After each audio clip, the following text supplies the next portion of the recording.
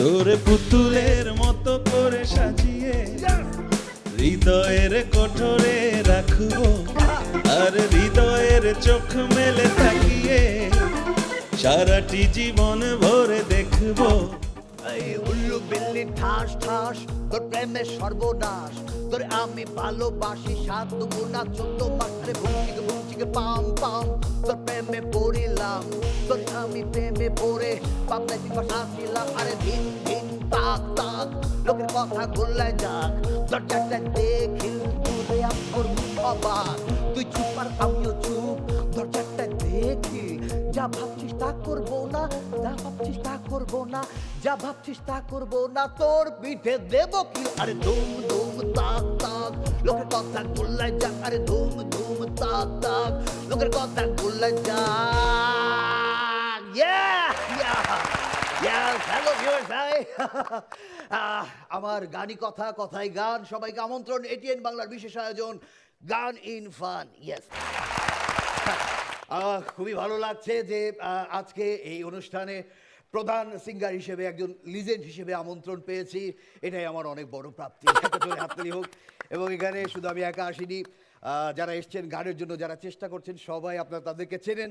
আমি একজন লিজেন্ড হিসেবে তাদের বলবো আপনাদের চেষ্টাকে সাধুবাদ জানাই, এবং সঙ্গীত উন্নয়নের জন্য যারা চেষ্টা করছেন, মিউজিক উন্নয়নের জন্য তাদের প্রতি একটা জোরে হাততালি। হ্যালো ব্রো, কেমন আছেন? ভালো আছেন আপনারা?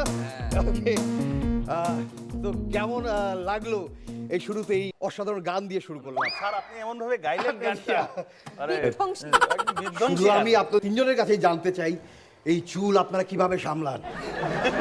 সামলান কিভাবে?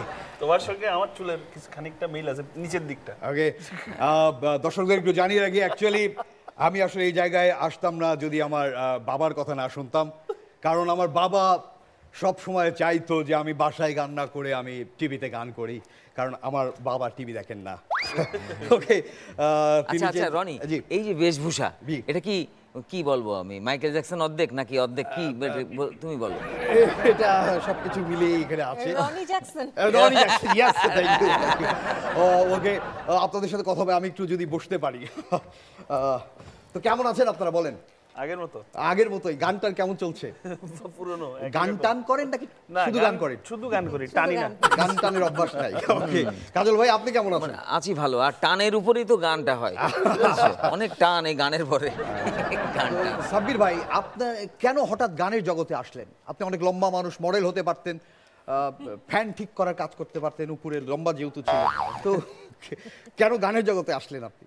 চিন্তা করলাম যে গানের জগতে এত লম্বা মানুষ কম আছে, হ্যাঁ, যে বড় মাপের শিল্পী, যদি বড় মাপের শিল্পী যে বলবে যে এখন মঞ্চে আসছে হ্যাঁ, বিশাল বড় মাপের একজন শিল্পী, ধরেন ঢুকলাম আমরা 6 ফিট লম্বা দীর্ঘদেহী, তো ওইটা আসলে এই লোকটা মানে সত্যিকার অর্থেই তো আমরা বড় মাপের শিল্পী, মানে বিশাল সাইজ না, কত বড় দেখো।